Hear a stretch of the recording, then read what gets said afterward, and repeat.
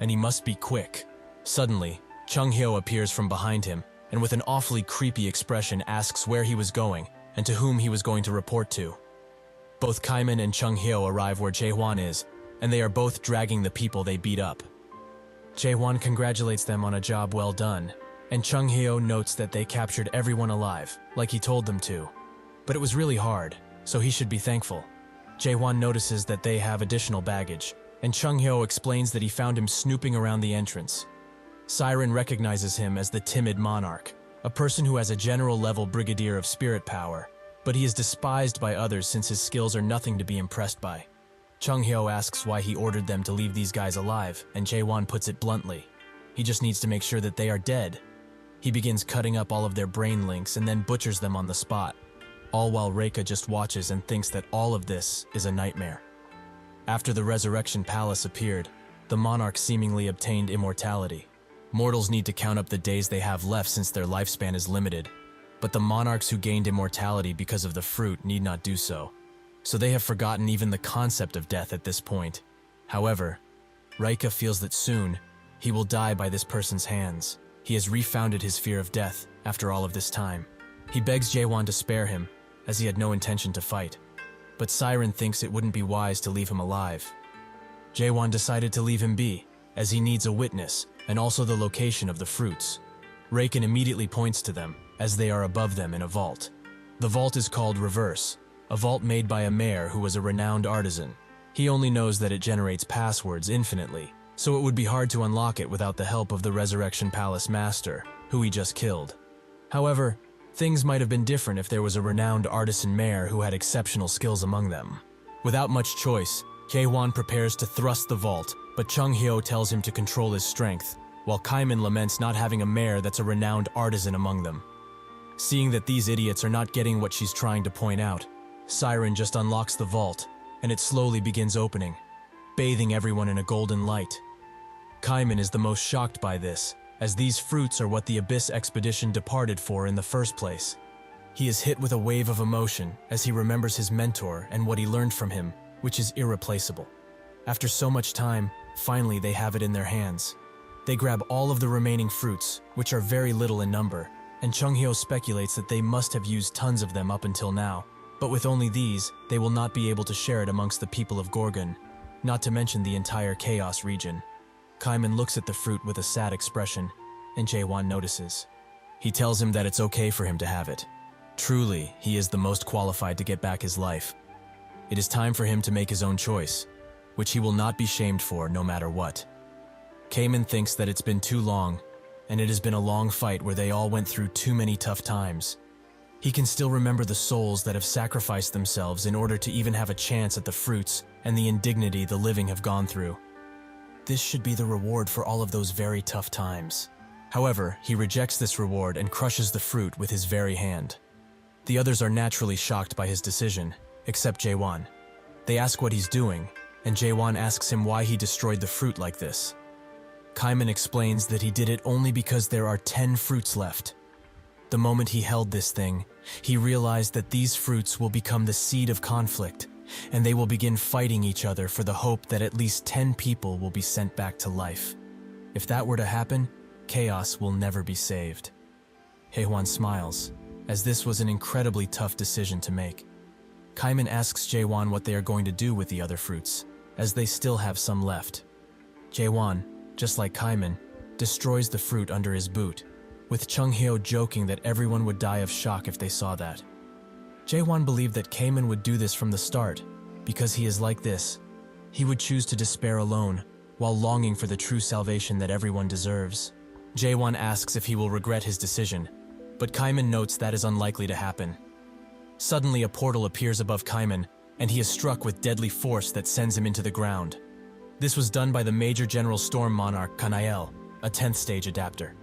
Before Chung-hyo can get into action, he is grabbed from behind and thrown into the wall by the silent monarch Magito. Jaehwan doesn't know where to focus his attention, but suddenly a man notes that he has crossed the line after all. This has now become a matter that cannot be solved by just taking his life.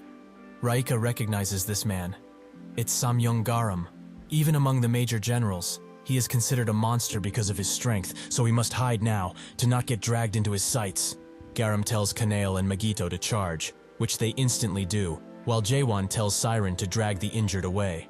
Magito binds his hands and feet, allowing Kanale to strike him, but he manages to dodge. Even if he does all of this, the relentless attack does not stop, and Jaehwan is getting pushed back by the sheer volume of their attacks.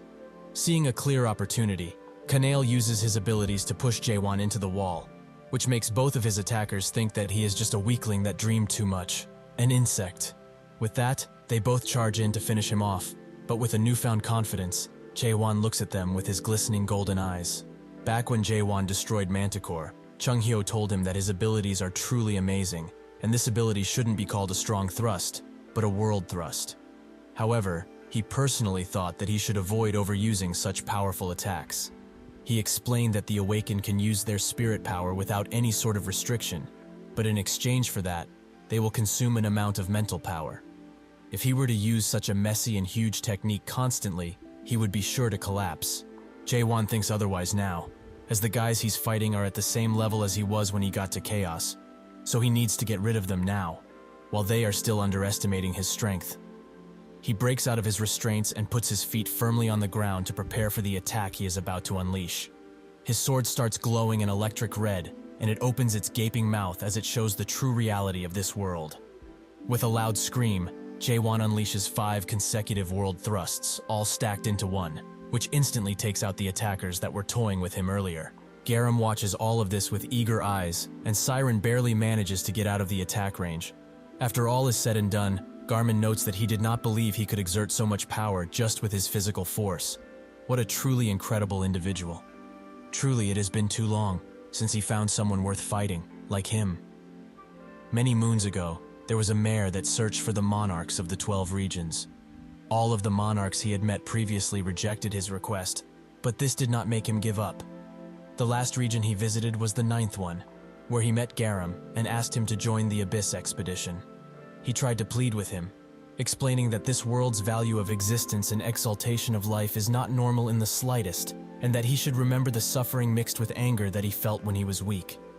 This entire world, this entire system can be destroyed if they eliminate the first nightmare at the very top of the illusion tree. Garam refused and said that he was dreaming of delusions.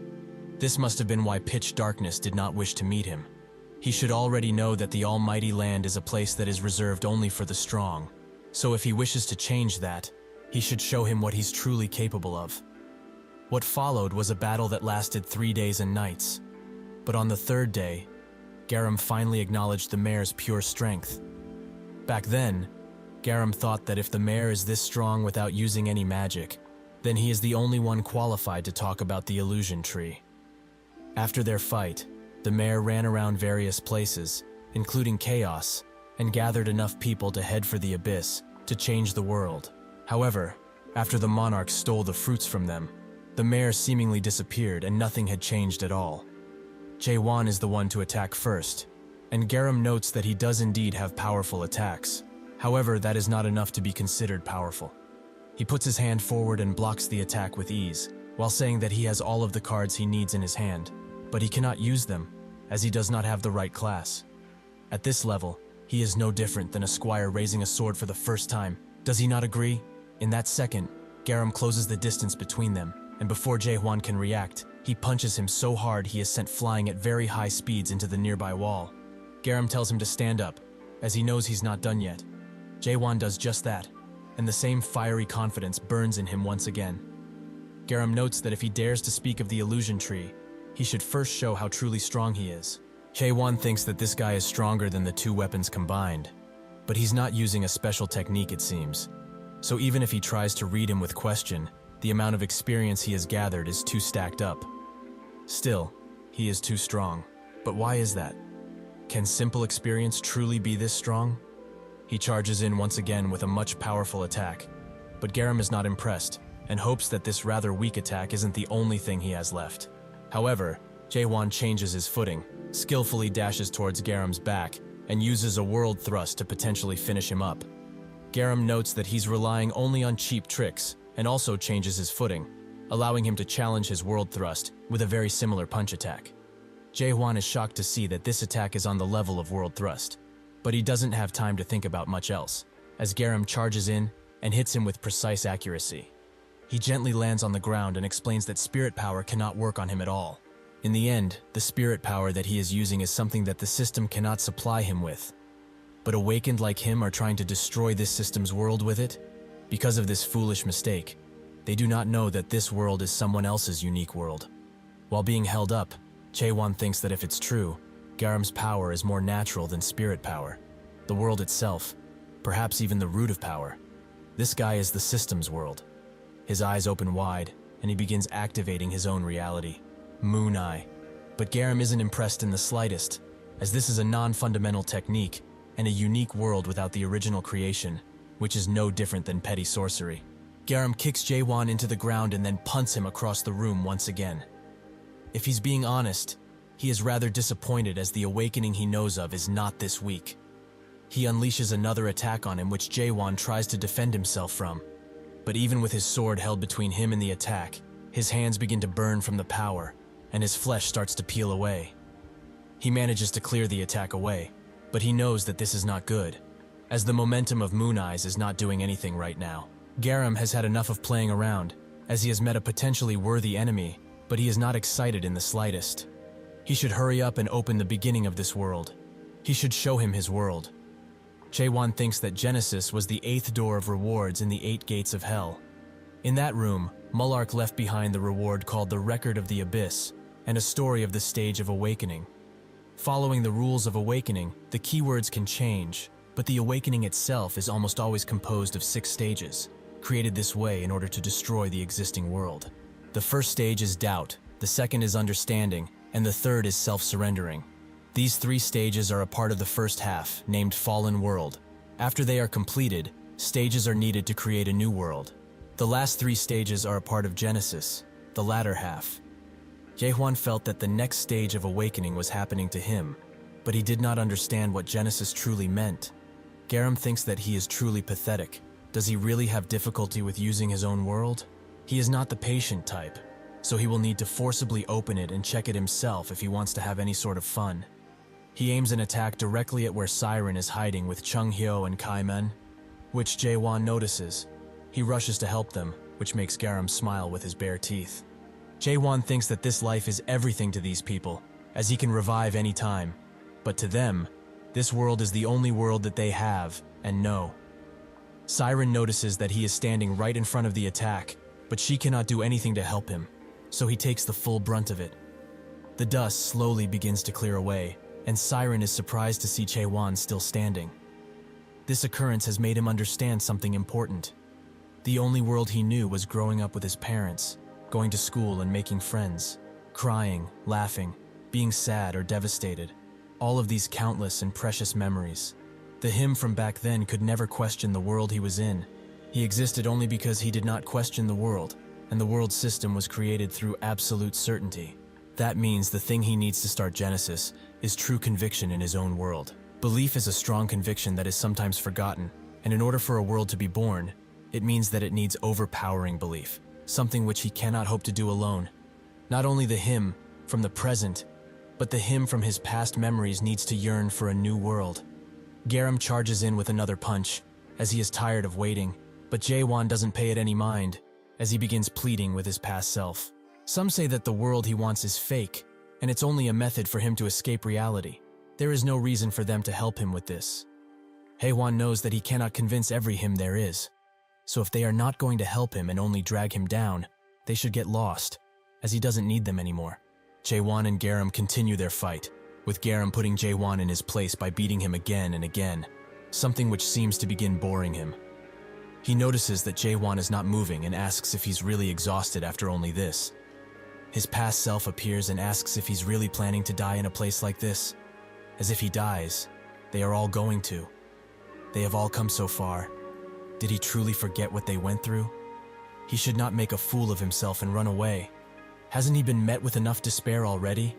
With Jaehwan on his knees, Garam thinks that their battle has ended. It is truly a shame. However, Jaehwan hilts his sword into the ground, which surprises both Garam and his past self. Jaehwan slowly stands up, and once again, his confidence is shown through his eyes. This impresses his past self, as he knew that he was always a crazy bastard, but it also seems that they have forgotten who they were. If it's like this, they will help him, just this one time. Garam begins shaking and laughing with excitement, as every Jaehwan that has ever existed seeps into the current Jaehwan, which allows him to break the world and reach Genesis. Siren cannot believe her eyes, and Jaehwan's world stands proud behind him. The stage 4 of awakening is the power to turn lies into truth, the power to turn any belief into reality. From purple fragments, a sword begins to form, and when it has taken its full form, it falls directly into Jaehwan hands. This is the 4th stage of awakening theory. Garam notices that sword must be his world, and truthfully it does suit the word end, the appearance of the world where everything is corrupted. It is truly an unfortunate world that was born in order to destroy and nothing else. However, even if he has achieved this awakening, the result of their battle will not change. They both charge in at the same time, which creates a ripple of air and force throughout. Garam begins pushing even further and notes that this power, this is what is called a real fight. They begin to trade blows so fast only their figures can be seen, and Garam says that this is very fun, just like when he fought against that mare 1,000 years ago. He thanks Jaehwan for letting him have so much fun again. However, they need to end this one way or the other. He grabs Jaehwan's shirt and throws him against the wall. Jaehwan moves swiftly to land with his feet on the wall, but Garam's attack does not end here, as he charges in with even greater malice. Their powers clash in one point, which creates a very large explosion in the area. Jaehwan manages to get out of the blast zone before he could be injured, and remembers that he kept thinking about something. For what purpose did he thrust, and most importantly, live for? Garam interrupts his thoughts by trying to punch him again, but Jaehwan manages to dodge and thinks that now all he does is thrust and thrust and thrust. Just as if he was at the time where he did not come to understand the rules of the world. He just enjoyed thrusting innocently, without thinking about it at all. While Jaehwan is deep in thought, Garam begins to laugh like an absolute maniac, but apologizes shortly after, as he knows it must have been an ugly sight. This makes Jaehwan smile too, as without taking the situation into account, he is really glad to have met such a worthy opponent in this world. Even if the result is not what he wished for, he hopes that this moment would last just a little while longer. They continue to fight and fight, making Jaehwan ask if this is all that the system has to give while smiling. Garam, with an even wider smile, notes that it isn't. So they charge each other once again, creating a force that pushes every piece of rubble away and makes a large wave of power surge throughout. After everything clears, Garam explains that this is the first time he has had so much fun in 1,000 years, but to think he would meet such a worthy opponent in chaos, truly he is touched beyond measure. Jaehwan's tone changes into a serious one, as he notes that he was able to feel something while they were fighting. Just like how he has been thrusting for the past 1,000 years, he too must have been training one skill for 1,000 years or more. It is a shame that someone like him is an adapter of all things. This is very similar to what Mullark said to him, which makes Garam shake violently. He notes that he wants to ask just one thing, just what is he really trying to achieve in this world? Jaehwan says that he's going to the abyss, no matter what. Garam smiles, as his words are as hollow and weak as the mare's. They are both fools, as the abyss is filled with strong people who surpass him by a lot. The great monarchs gave up their dreams, and in the end the mare failed too. Is he still going to try, even after all of this? Garam begins summoning all of his power, which encircles him in a large tornado-like wind, which even manages to push Jaehwan back a bit. After everything clears, an angelic being stands above Garam, and Jaehwan's eyes widen with surprise as he sees. Garam, now with the power of the Black Gatekeeper General, beckons him forward to show him that power that suits his ambitions. Siren is shocked to see this power as its gatekeeper and demigod conversion. Garam said that he was at the rank of Major General, but that was an outright lie, as he is definitely at the Lieutenant General rank. Garam grabs his weapon and asks Jaehwan to prove his world, once and for all. With a wicked smile, he exerts his power, which makes Jaehwan think that this is the gatekeeper that protects the system's world. So if someone loves the system that much, they are able to summon so much power. Jaehwan has realized in this moment that he lives in order to destroy the world that the gatekeeper is trying to protect. With this realization, Jaehwan combines both of his swords into one and thinks that he is going to put everything he has into this one attack. They both start screaming as they begin unleashing all of their power, which creates a ray of light that would blind anyone near them. When those powers clash, it begins letting out a wind that pushes everything out of its range. with Siren barely being able to hold the unconscious together. They continue clashing powers, and Garam congratulates him for holding out for so long. But will he really be able to block the attack of a gatekeeper that has hundreds of lives in it? Suddenly, Jaehwan's attack begins breaking through Garam's, which makes Jaehwan push even further, until the attack reaches the gatekeeper and kills it before it can attempt to do anything else.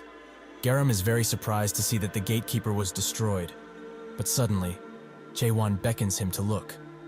When he does, his eyes widen, as Jaehwan now controls a sword larger than anything he has ever seen before. He wishes him farewell. As he throws the sword in his direction, Garam stands still and smiles, as this truly was an enjoyable fight. When the sword lands on him, the entire ground begins to rumble and break for miles on end. The burned ashes of what remains begin to fly away, and Garam stands in the middle, utterly defeated. With his body almost ripped in half, he wonders if he really did lose. But that isn't the only thing on his mind now, as now, he can clearly see after being put in this pathetic state. The eye that watches and rules over everything in this world. The peak of the Great Illusion Tree, and the end of the abyss as it is known. That is also the place where the first nightmare is known to be at. So he asks Jaehwan, is that the place he really needs to go to? Jaehwan tells him that it is not. It is simply an enemy that he must bring down no matter what. Garam begins smiling, as even if it is so, his world will not be popular in the abyss. He is very sure of that. It is too cruel of a truth to know in return for losing all hope. He is sure that nobody would want to continue living after seeing this madness, as even he cannot believe that this weird thing is an entire world in the sky. However, if people that believe in his world would appear, they just might be able to find something in them which everyone has lost by now. As a price for this, they will have to live in that world for all eternity. Now, he is done speaking, so he should cut his brain link before his body goes back to the Almighty Land, like he did with the others. Jaehwan asks if he has any last words before this, and Garam tells him that if he arrives at the abyss safe and sound, he should find Cainarch and tell him of what happened on this day. He should also be careful of Mayad, as if he knows that he has unlocked the creation of the world, he will surely not leave him be. Before slaying him, Jaehwan has a question of his own. Why didn't he kill him? He should have been able to kill him easily before he awakened again, so why didn't he? Garam thinks of the reason, but can't help remembering what Mullark said.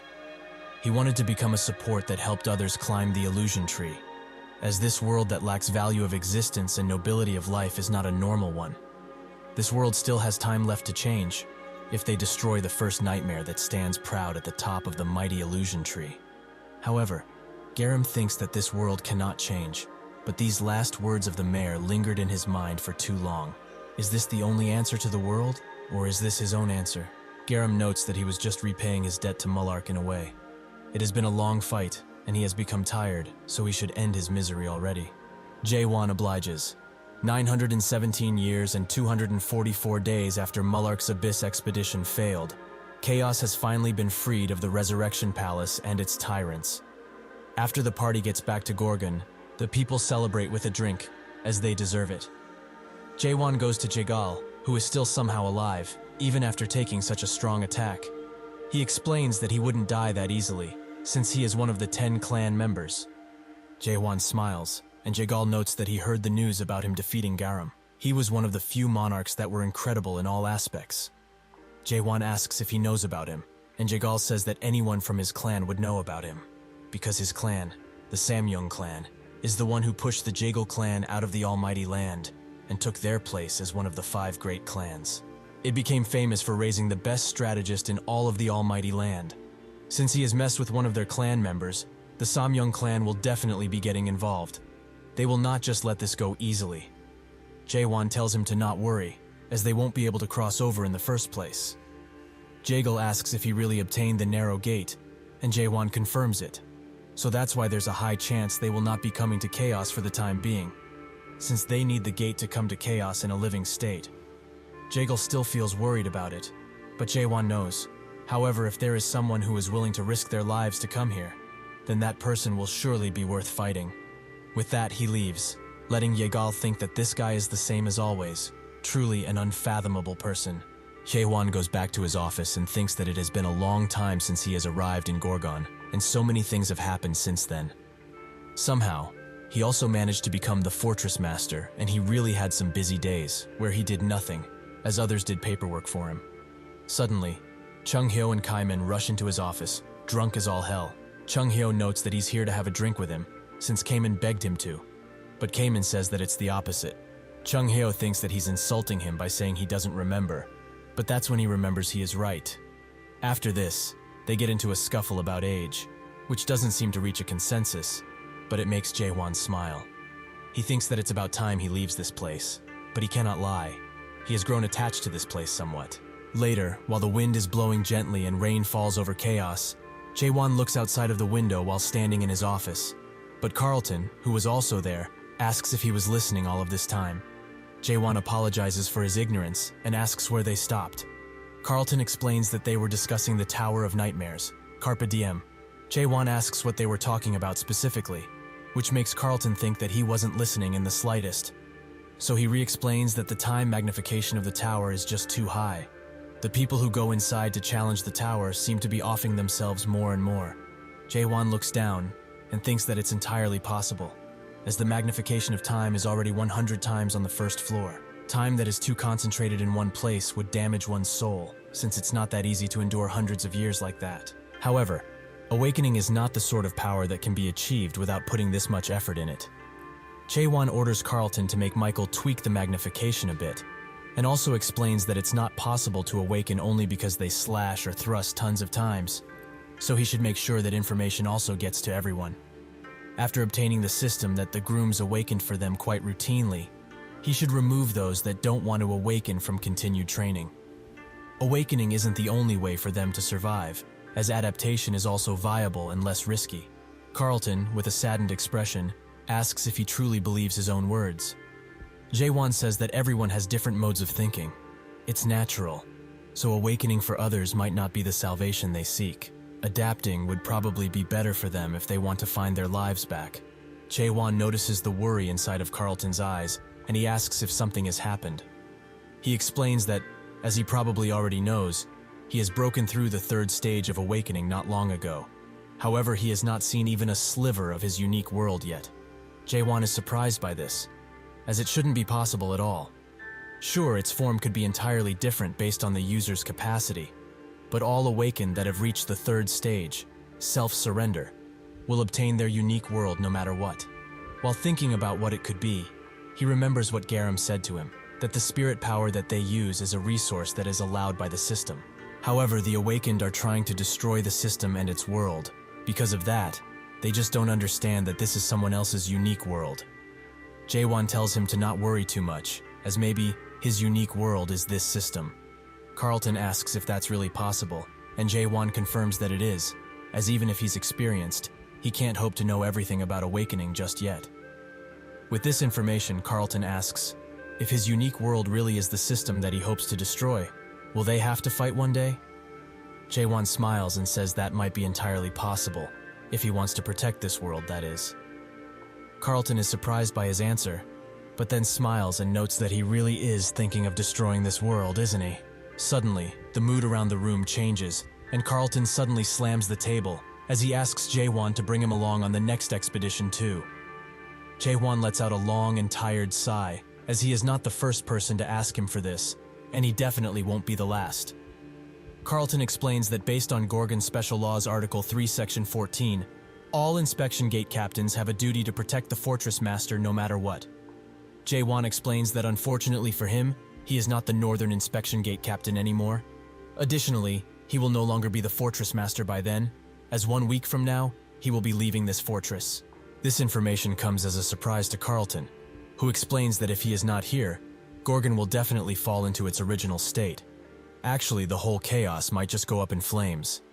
Jaehwan tells him not to worry, as he has already thought of everything in regards to that problem, so they should get out of this room now, as he has to finish his last task as the fortress master.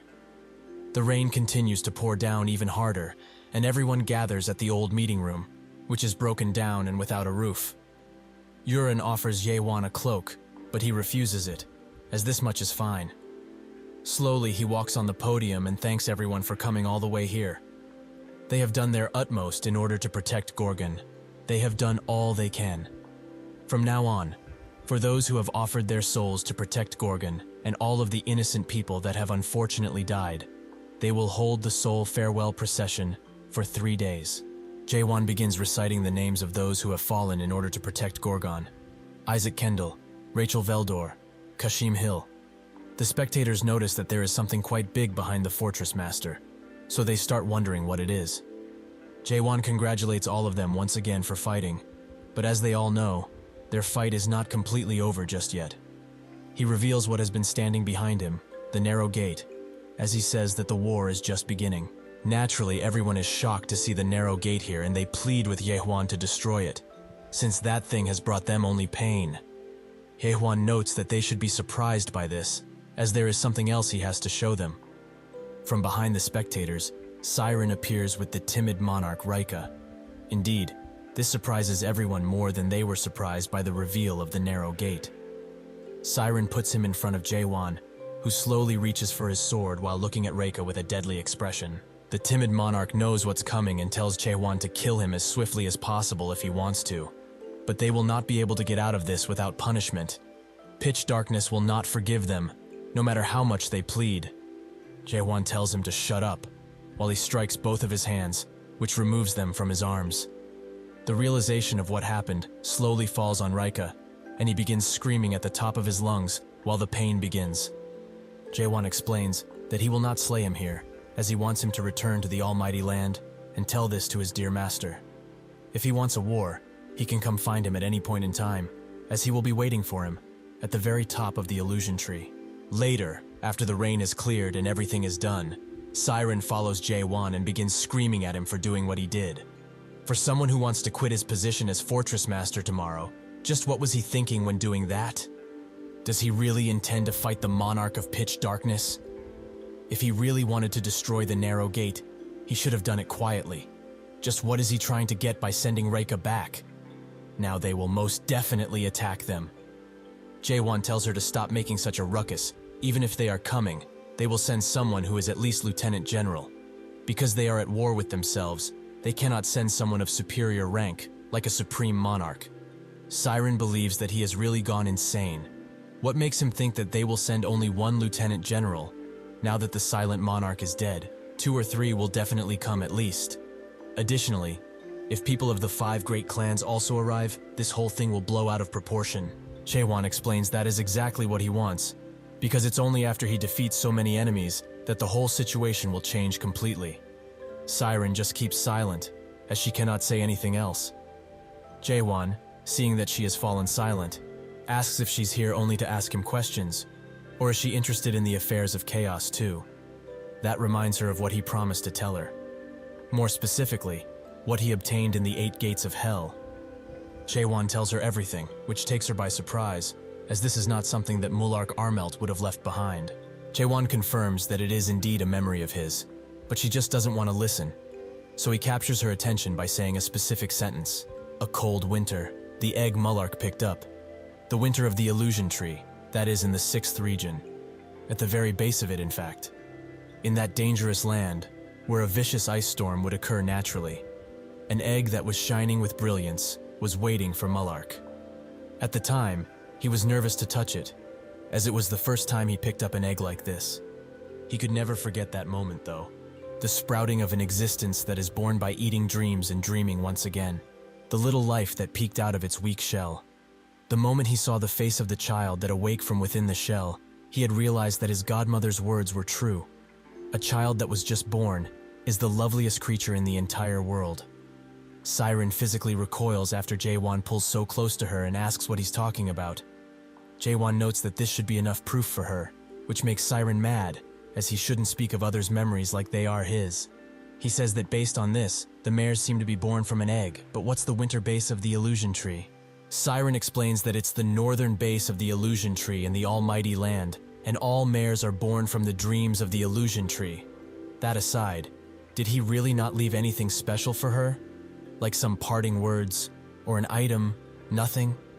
Jaehwan explains that there might as well be, but he cannot know for sure, as the memories he saw weren't in the form of a book or scroll. It was more like a cluster of very complicated memories, only a glimpse of a fragmented memory where nobody can tell where the beginning and the end are. Maybe, Mullark did not wish to have his memories take on the form of a specific story. So unfortunately, he cannot tell her anything else, even though he wants to. Siren is furious by this conclusion and calls him a two-bit scammer. But Jaehwan asks her why she's looking for Mullark in the first place, just because he is her godfather. Siren refuses to answer him, so he puts his hand on her shoulder and notes that if she needs Mullark's memories so badly, it might be helpful for her to come with him from now on. Since Mullark disappeared in the abyss, and he is going there, it's not a bad deal, isn't it? Anyway, she should think carefully about it, as he has other business to attend to.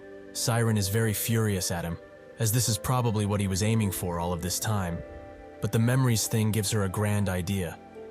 She tells him to wait, as he said the records that her godfather left behind had the form of memories, right? Jaehwan confirms, and she begins smiling. As if this is the case, she has quite the nice idea in her mind. With that, Siren drags Jaehwan back into her personal workshop, which makes him smile, as he remembers her saying that he will never be allowed back here ever again.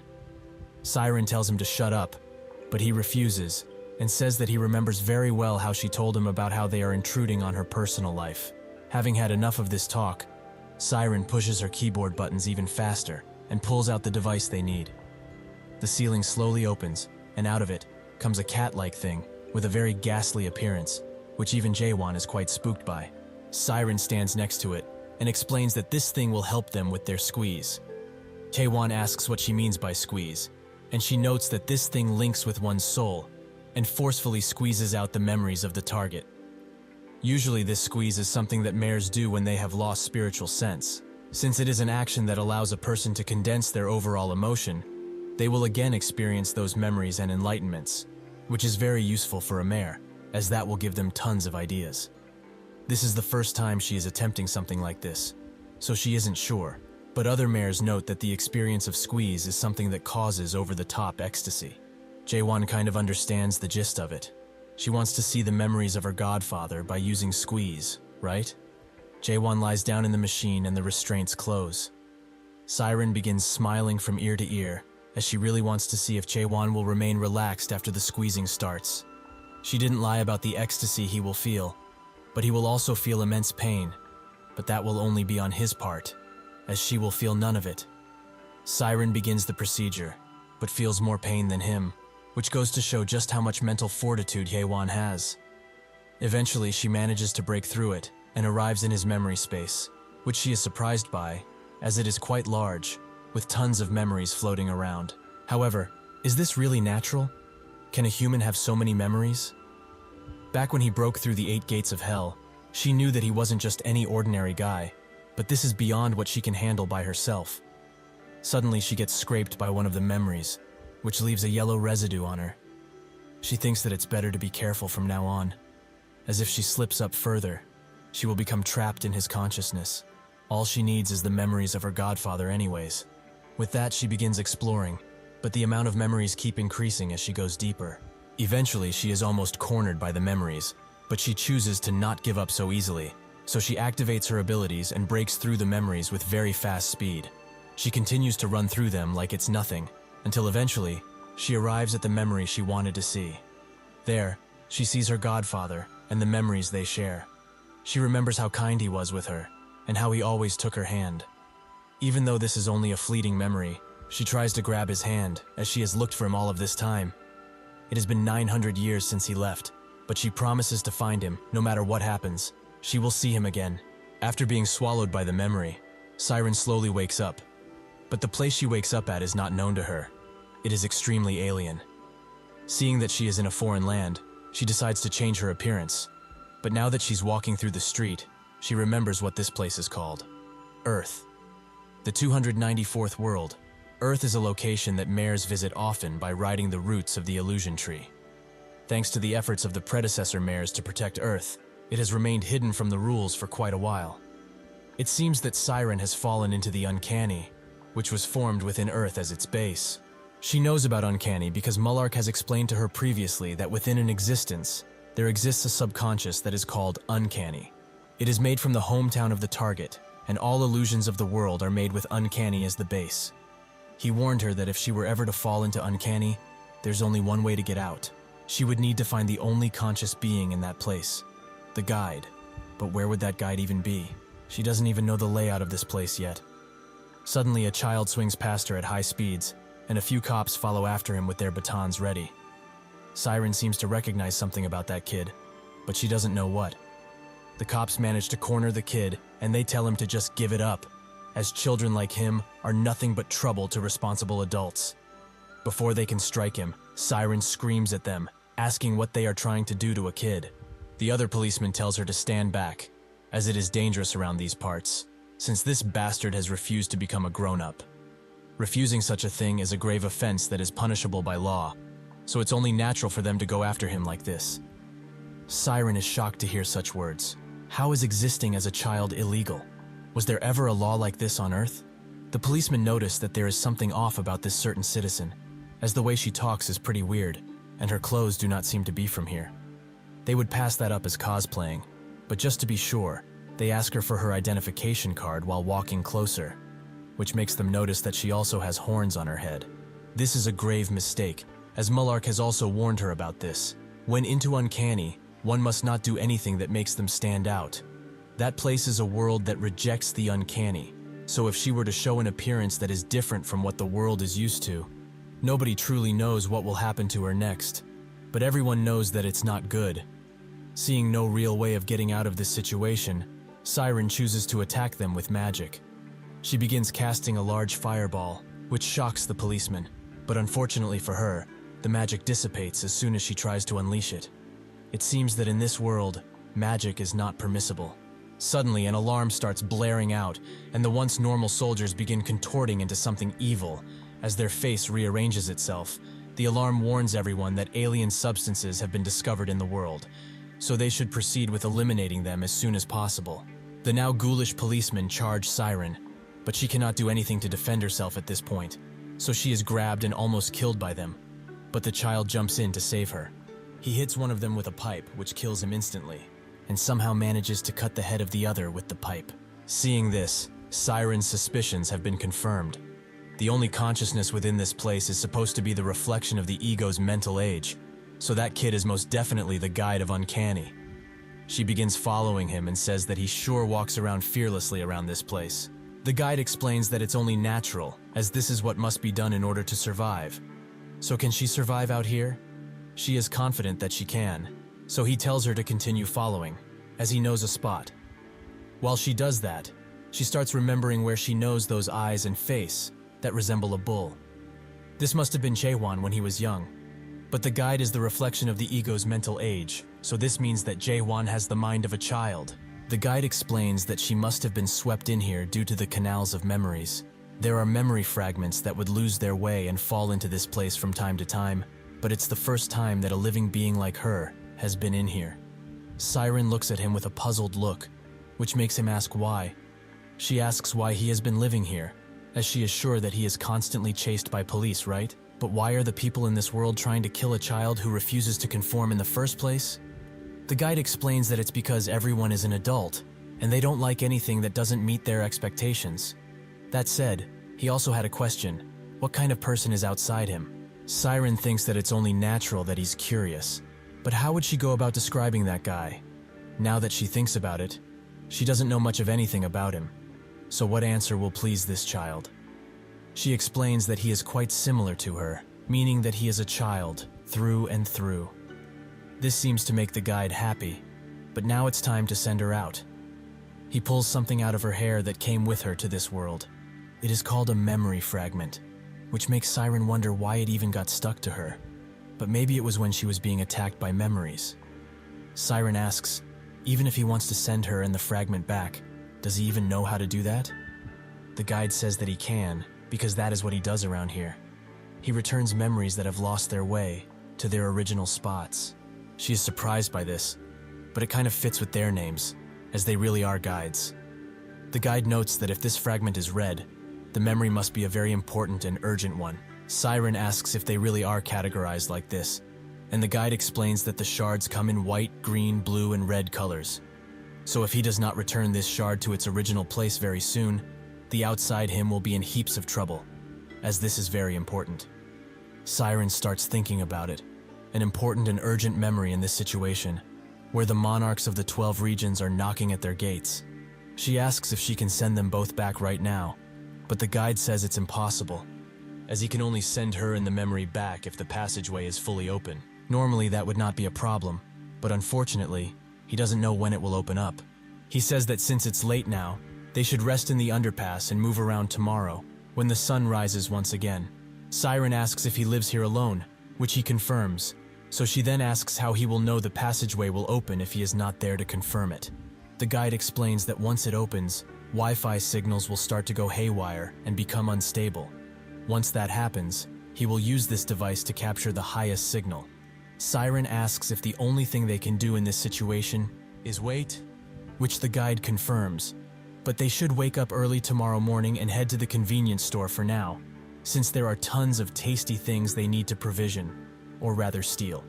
The days continue to go by, and Siren would have liked to ask him if he's okay, but she didn't. Maybe this little guy is trapped in here because of a mare, because there is a high chance that his world became like that, due to the Tower of Nightmares.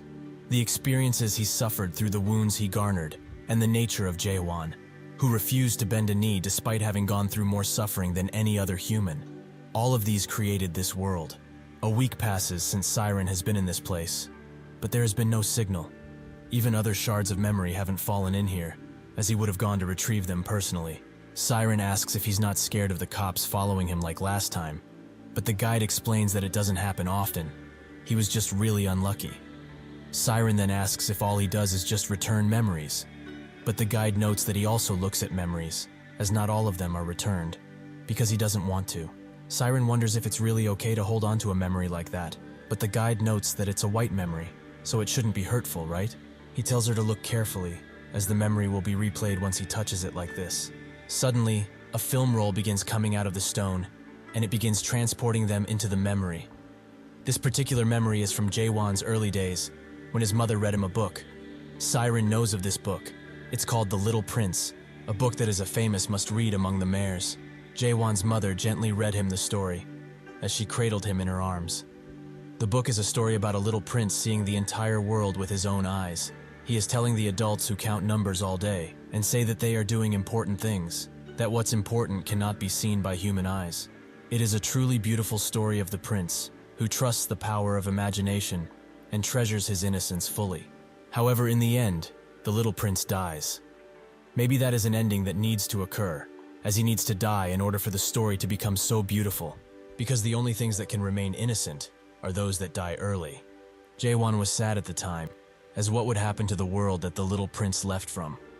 His mother did not want to sadden him, so he told him a lie, that the world still has the little prince. As he didn't actually die, he continued to live on Earth. Siren knows that this is an obvious lie told for the sake of the child. But the little prince that didn't give up on the world is quite a weird story. That story, which is not plausible or entirely realistic in any way, has become a source of power for Jaehwan, just as his world came to life after he faced the oppression of the system. Although it has no decent plausibility, elaborate worldview, or creative background, it does not compromise, nor submit to anyone's heel. This moment was born in the world after the end. Siren is mesmerized by this, but wonders why such an important thing is only a white memory. If that is the case, what kind of memory did Jaehwan choose to forget in order to survive? Suddenly the guide's device starts beeping, so he immediately turns around and announces that it has started, so they need to prepare quickly. Out of nowhere, a large blue portal opens in front of Siren and it begins expanding and expanding. While Siren is awestruck, the guide explains that is the passageway that will lead her to the outside. While Siren and the guide try to get the door open, the countless residents of this world attempt to slay them, which makes Siren wonder why they are all popping up so suddenly and in their viscous forms. The guide turns around and strikes one of them, while explaining that the passageway she has to enter is a foreign existence that does not and cannot exist here at all. They are all coming to this place in an attempt to get rid of it instinctively. He tries the elevator once again, while noting that once the passageway appears in this world, it won't be long until it disappears again. They need to get to the rooftop before it does so. The elevator finally opens, but surprisingly, there's two residents in there and one manages to grab him by the neck very suddenly. Siren rushes to help him, but it seems that he doesn't need her help. As he escapes the resident's grasp and takes care of them both with the pipe he has. Siren looks at him with widened eyes, as he beckons her to move already, as there's countless of these beasts behind them. She is surprised because he is not scared in this awful situation, but honestly, he's Jaehwan's ego, so naturally he is not scared of anything. He might even say that the monstrous enemies they face are just numbers to be dealt with. They do not exist. They are just the rules that the adults of this world decided for themselves and forced on everyone. They manage to get into the building and climb the stairs with speed while an army of residents are following them. They eventually get to the roof door, which Siren opens for the guide. He is almost caught by one of the residents, but with a swift turnaround, he manages to get on the other side, so Siren closes the door. While they hold it closed together, he tells Siren that he will stay to block them, so she should jump into the passageway now. She asks what he will do, which makes him shout that he will be fine, as he can take care of himself, so she should go before the damn passageway closes. She explains that she wants him to come with. They can get out of this place together. If she leaves this place, he will be extremely lonely once again. The guide considers her proposition for a bit, but while his feet are shaking, he says that he cannot do that, as this place is his world, even if he hates it. He must remain in this place, no matter what happens. He pushes her away, as the residents start to break the door little by little. Reluctantly, she runs away, but the guide stops her at the entrance of the passageway, as he has one last question for her. Does the him in the outside world have friends? When she hears this, Siren's eyes begin to tear up, and she says that he does. He has lots of friends who love him. The guide notes that he does. The residents break through the door, and the guide tells her to go in and never look back. Siren looks at him one last time and thinks that when she gets back, she will tell him about this child. When he feels that unbearable loneliness and cannot muster enough strength to go on, she will have him remember that the version of the little prince he knows was not wrong at all, because the little prince she saw with her own two eyes did not give up on his world, no matter how dark it was. Siren pops up in the canal of memories once again. She thinks that it would be wise to give up on searching for Mullark's memories. She doesn't know what the flow of time is between reality and uncanny, but she can't get lost in here again. However, she didn't leave this place with nothing, as when she gets back to reality, she will be about this child. When he feels that unbearable loneliness and cannot muster enough strength to go on, she will have him remember that the version of the little prince he knows was not wrong at all, because the little prince she saw with her own two eyes did not give up on his world, no matter how dark it was. Siren pops up in the canal of memories once again. She thinks that it would be wise to give up on searching for Mullark's memories. She doesn't know what the flow of time is between reality and uncanny, but she can't get lost in here again. However, she didn't leave this place with nothing, as when she gets back to reality, she will be able to make a pretty nice tower with what she has. With this, she has also decided to follow Jaehwan on the expedition, as that way, she can hear about her godfather from him slowly, but surely. Siren remembers that she had the red memory with her all of this time, which she opens, as it's probably safe to do so. When she does open it, she sees her godfather, and in front of him, something which shakes her to her core. The thing in front of Mullark is the Soul King, Catastrophe. He is sealed in the strange factory that was made by the masters that were born in chaos. Siren thinks that if one wishes to go to the abyss, they must first meet Catastrophe, but fighting him is not needed at all. It's not even possible to fight him while in chaos in the first place, as not even the monarch would dare to challenge him here. She suddenly gets a dark thought and rushes to wake up, as she must stop that. She must not let it happen no matter what it takes. In a cold and dead place, the party stands, and Chung Hyo notes that after 900 years, he is finally back here.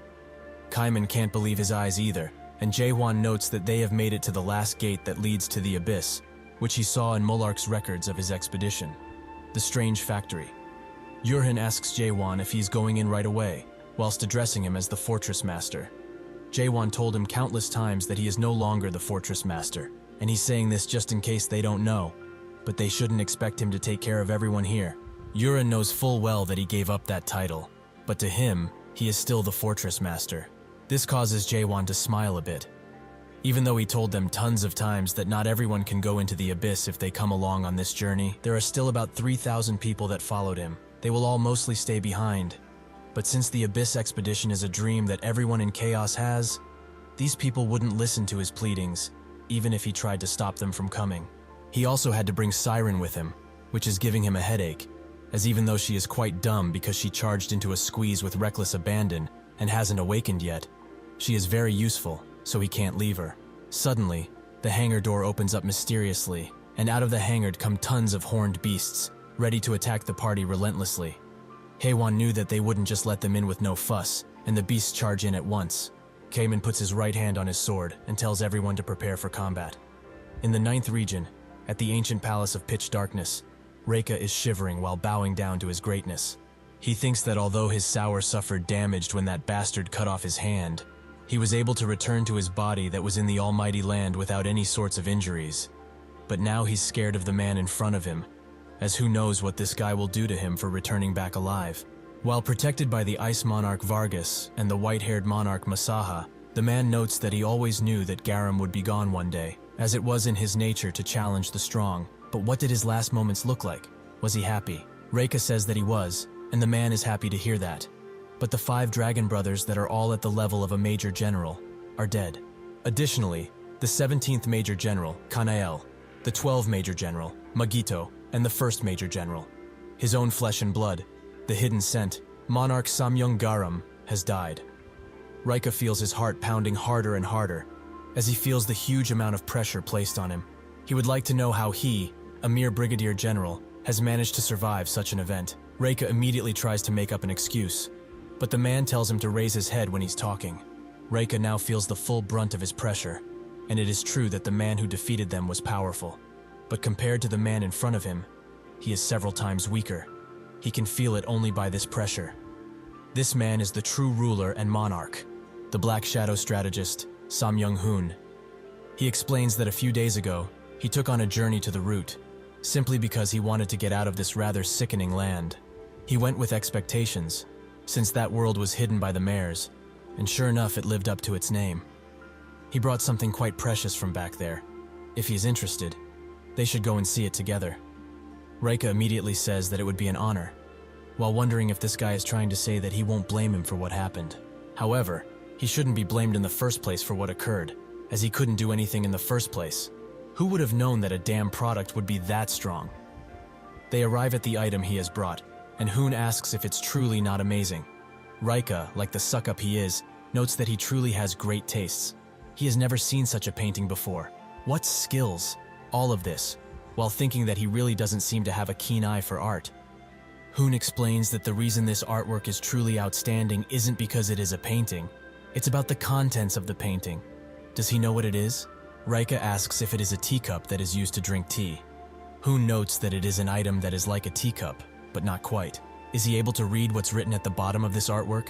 Reika cannot, so Hoon tells him. This isn't a teacup. The artist obviously drew a teacup, yet he boldly mentioned that it isn't one. Isn't it really incredible? How could someone dare to have such a rebellious thought? Does he see this daring drawing as a teacup? Reika doesn't know what to answer, so he says that he does, which makes Hoon suddenly grab his face and say that this is not a teacup. It is a drawing that looks like a teacup. Doesn't he find it strange though? They call that a teacup, despite it being a drawing which they cannot drink tea from. When they see it, everyone sees a teacup. But is it not strange? Reika agrees wholeheartedly that it's strange. It is very strange. Hoon lets go of him and notes that if they think about it, it is not just this teacup that they should be thinking about. There are countless teacups in the world, and all of them have different shapes and sizes, yet they still call all of them teacups. After pondering about this constantly, he has arrived at a certain question. What is a real teacup? Does such a thing even exist in any world? Reika thinks that it's a teacup, and it isn't a teacup at the same time. He understands now that this artwork is trying to ask a question. What does the essence of an existence mean? But what does this damn story have to do with anything?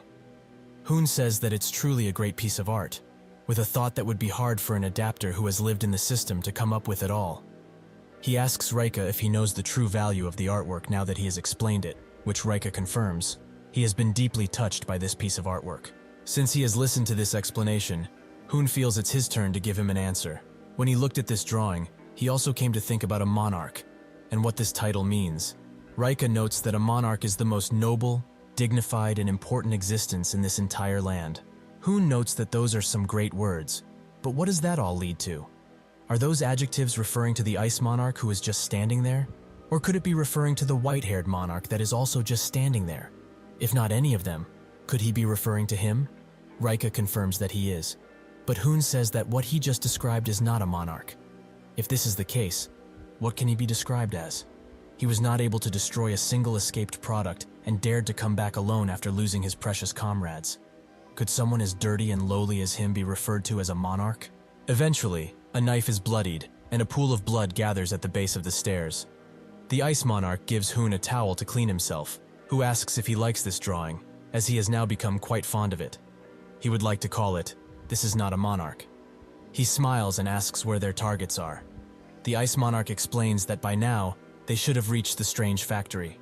Hoon notes that if that is the case, they are about to enter the abyss, so they should also depart for battle. He orders the ice monarch to call the 5th and 6th lieutenant generals, as they have to teach the bastard who gave them such hope what it means to be too arrogant.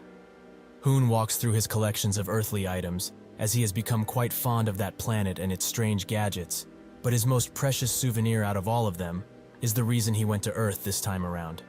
He went for Jaehwan. The courage to die, he came up with that saying, and it's really a good saying, but they will test to see if he has the courage to stop. Suddenly the ice monarch knocks on his door and Hoon is quite mad at him, as he told him specifically to not bother him when he is alone. The ice monarch apologizes, but he is here because there is a question he would like to ask about the situation. As he probably knows already, the narrow gate has been closed, so how will they cross over to chaos without it? Hoon notes that their opponent has already said it. If they have the courage to die, they should kill themselves. So, they will play his game this time, but he wants him to be the first person to go there, since he so graciously offered right now, right? At the factory, everyone continues to fight the horned beasts that keep popping out of the hangar, with some failing to defend themselves, but others are steeled enough to slay any beasts that come their way. Seeing that the beasts won't stop, Jaehwan unleashes a thrust in the hangar's direction, which surprises everyone around, and Kaiman says that no matter how many times he sees that attack, he is still left amazed. Chung-hyo notices his expression and asks why he has a long face. Is he worried that he might not be able to go with Jaehwan to the abyss? He shouldn't worry, as he might not know about the others, but he is sure that Jaehwan will bring him along no matter what happens. Jaehwan continues to kill the horned beasts that come and lets his sword eat their horns, but no matter how many he feeds to it, it doesn't seem to get repaired. It is probably because of how much it was damaged because of the last fight. If it were not a spirit weapon that has the ability to regenerate, it would have been better to just pick up a new sword somewhere else. Based on what Michael said, however, all spirit weapons go through 3 big evolutions. Every time it evolves, it will obtain much more strength, or have a very large increase of abilities. His, however, doesn't seem to be changing that much. Suddenly, out of the hangar, an extreme amount of pressure is felt by everyone around, and Yurin thinks that this amount of pressure is deadly, as he is standing far away, yet he is able to feel it from here. A gigantic octohorn beast pops up from the hangar, which shocks everyone, as anything above a pentahorn is rarely seen, so everyone is rightly scared by what they are seeing, as they have heard stories that they would need at least 3 7th stage adapters in order to even make a dent in that thing. Suddenly, the beast changes course and heads straight for Jaehwan, which confuses the other fighters, as they have no clue why. But it is because the octohorn beast has seen that his sword is eating countless horns, so it's mad at the man who defeated most of its comrades. With great force, it unleashes a large breath attack that instantly gets in front of Jaehwan, much to Kaiman's surprise, who is very worried for him. Chung-hyo, with a rather disappointed look on his face, asks if he's being serious. Is he really worried about that lad after seeing everything he has done previously? With a deadly glimmer in his eye, Jaehwan unleashes a deadly attack to counter the octohorn's attack, which pushes the other horned beast behind and creates a large wind gust. Kaiman looks at this and thinks that he has gotten stronger than ever before. Is this the power of an awakened that has opened up Genesis? The octohorn beast sits defeated before Jaehwan, with its guts blown up due to the attack. Jaehwan thanks the beast for its horns, as they will help with his repairs. But that's when a voice from inside of the factory beams loudly and tells him to put Garnak down. They all sit in silence after hearing this, but Chung-hyo knows who it is. The peak of Chaos's horned beasts, the ruler of all horned beasts in this place. The Decahorn, who's fully capable of speech, and what's more, is that there are 3 of them. They are the leaders of the factory.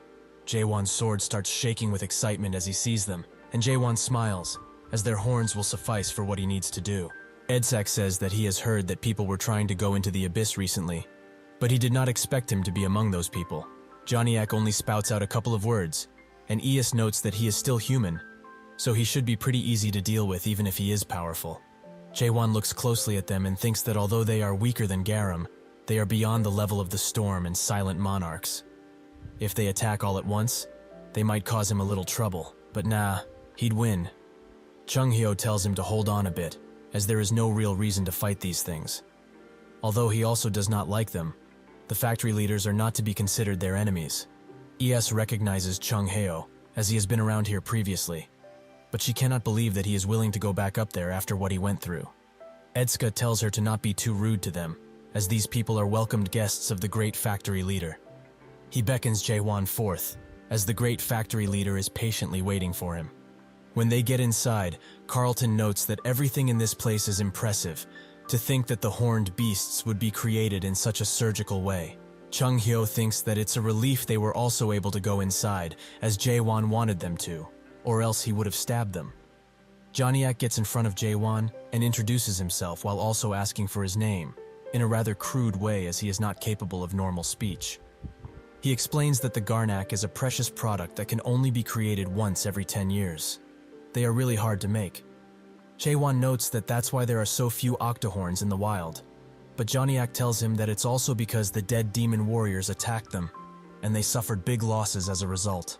However, even if the dead demon warriors were many, they were able to win in the end. Carlton explains that they never thought that they would get to see the famous apostles of God on their journey to the abyss. Even more surprisingly, Joniak asks if he knows of them, and Carlton shows them a symbol, while saying that they must follow the great god of machine. Are they not apostles of Deus? Ias is surprised to find out that someone from Chaos would know about something like this. It seems that some of them have very big ears. Eventually they arrive at the room of the great factory leader and head right in. Jaehwan and the others are quite surprised to see the inside of the room, as it is covered with tons of screens, and a large beaming orb stands in the middle. The great factory leader slowly turns around and recognizes Jaehwan as the awakened who managed to open Genesis. This is the great factory leader in all of his glory, Aniak. Jaehwan thinks that his name sounds quite familiar, but now that he thinks about it, all of them have very similar sounding names. They also all seem to be product names. He asks Aniak if he knows of a planet called Earth, and Aniak explains that is the name of his home.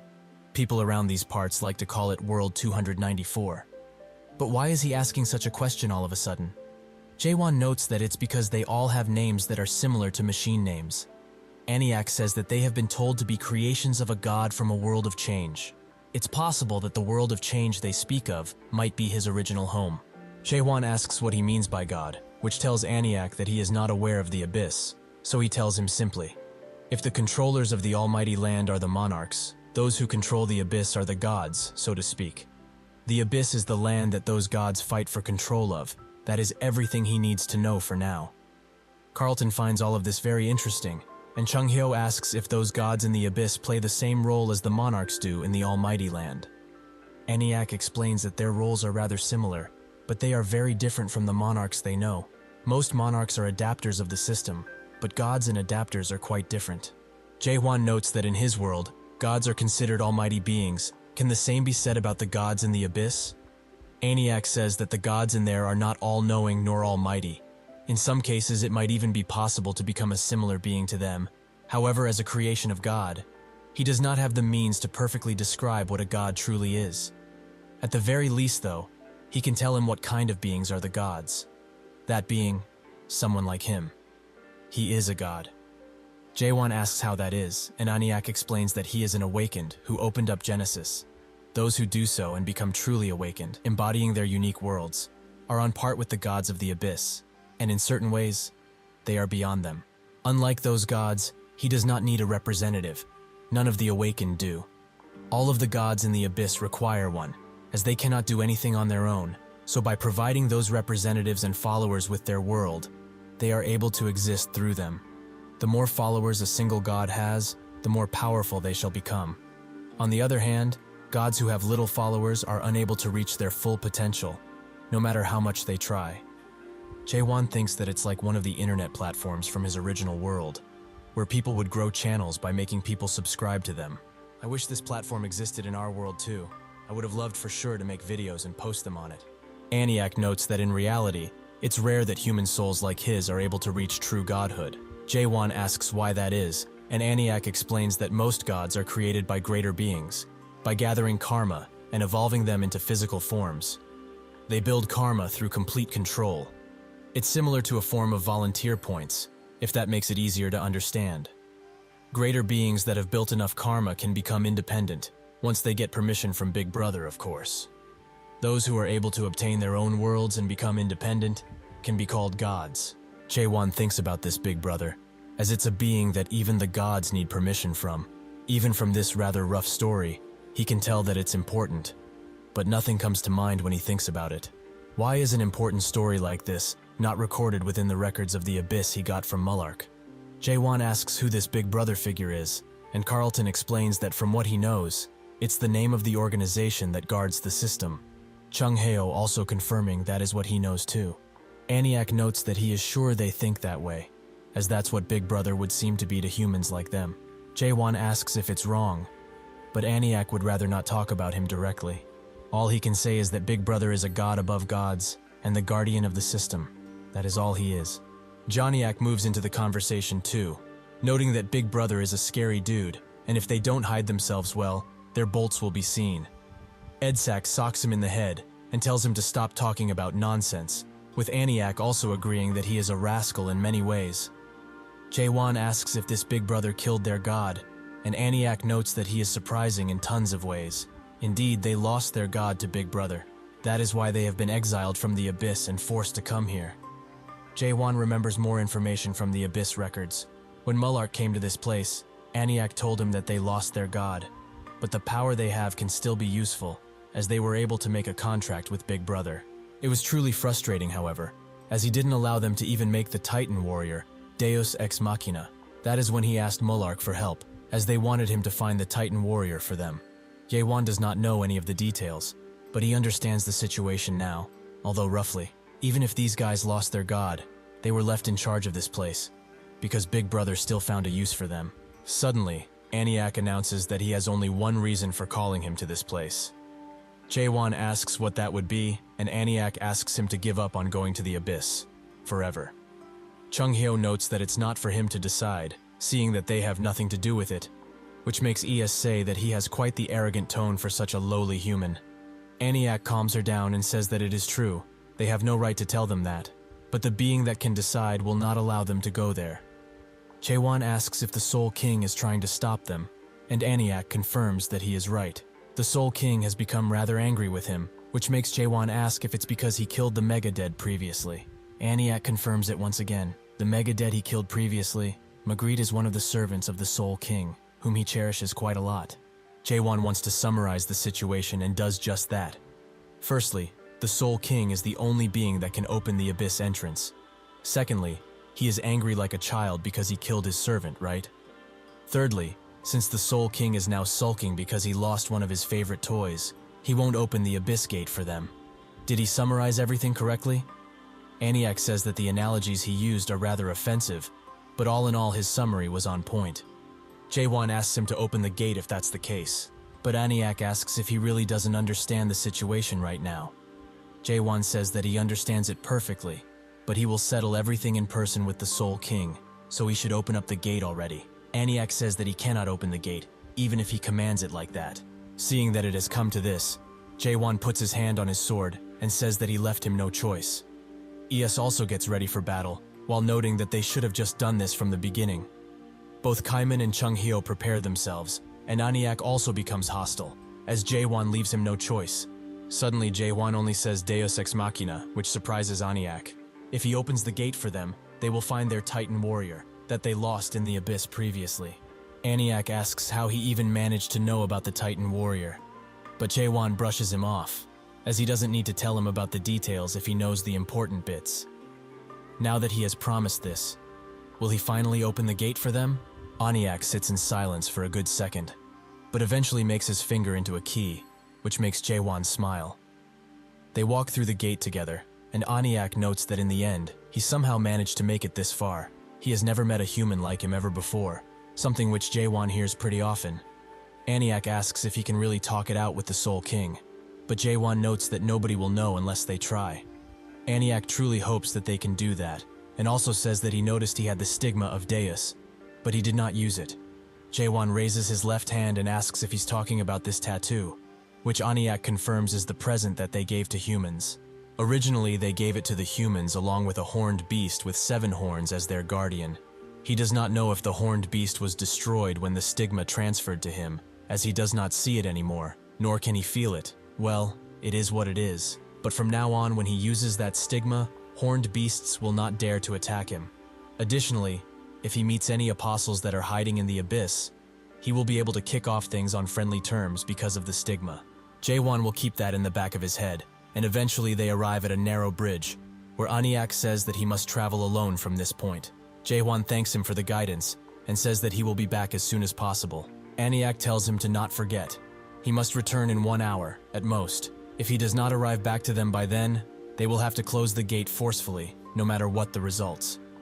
Jaehwan says that he will not waste any time in this place, so he needn't worry. With that, he walks away, while thinking of Aniak's question, if he can really persuade the Soul King. At this point, he is not sure of it himself, but since he took Mullark's Abyss records, he has planned for this situation, because this is the only one to resolve all of the problems they had up until now. Additionally, it's a path that he must take in order to destroy the world. He arrives at the Palace of the Dead, which has a gate that's made entirely out of horned beast horn, something very impressive, considering just how huge it is. Suddenly the gate swings open, and the Soul King asks if he has come to offer his life as payment for his sins. While he says this, the amount of pressure that is sent towards Jaehwan almost sends him flying backwards. This is the power of the Soul King. It feels like his entire body will be ripped apart just by listening to his voice. The Soul King asks how he dared to kill his servant and try to step in this palace, expecting to be let through. Jaehwan asks him to at least hear him out, as he wants to make a deal with him. The Soul King pushes even further, as how dare a lowly human soul that is not even able to enter the palace try to make a deal with him. Truly, his arrogance knows no bounds. Jaehwan steals himself in the ground and tells him all of his titles. Catastrophe, the King of Chaos and the First Awakened. He used to be a powerful god, but now he has been demoted to a mere king with no kingdom. How can the strongest god of the Abyss be a damn gatekeeper now? Is this all he can achieve, even though he has the strength to achieve much more? Does he not want to take his revenge on the bastard who exiled him from the Abyss and dared to lock him in this dark place? He calls out his name and announces that he will only say this one more time. He is here to make a deal with him. The pushing wind abruptly stops, and the Soul King says that he is much more arrogant than he originally thought. However, he will hear him out, but he hopes that what he has to say will be valuable enough to warrant such arrogance. Otherwise, he will not make it back alive from here.